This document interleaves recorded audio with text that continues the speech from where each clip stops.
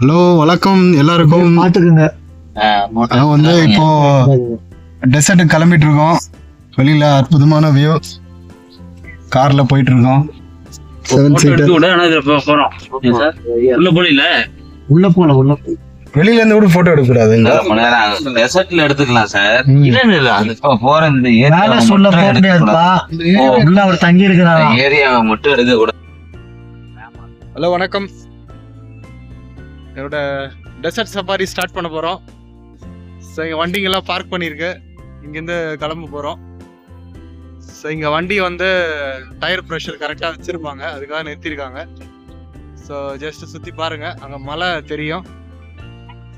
இந்த மலையில தான் போக போகிறோம். தேங்க்யூ, பாய். அங்கே எடுங்க, அங்கே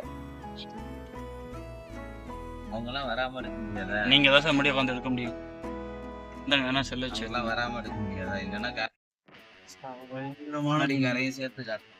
டெசர்ட் சஃபாரிலாம் இப்போ எல்லா வண்டி வளைஞ்சு போகுது. வளைஞ்சு அப்படியே பாத்தீங்கன்னா வேற லெவல்ல போயிட்டு இருக்கு. எதுவும் சாதாரணமா போல பயங்கரமா போயிட்டு இருக்குங்க. பாருங்க, சர்க்கஸ் எல்லாம் தோத்துச்சுங்க.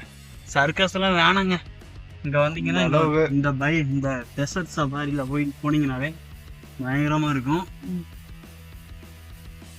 மிகப்பெரிய லெவலில் அந்த என்ஜாய்மெண்ட் பண்ணிட்டு இருக்கிற மாதிரியான ஒரு விஷயம் ஏற்படுத்திருக்காங்க.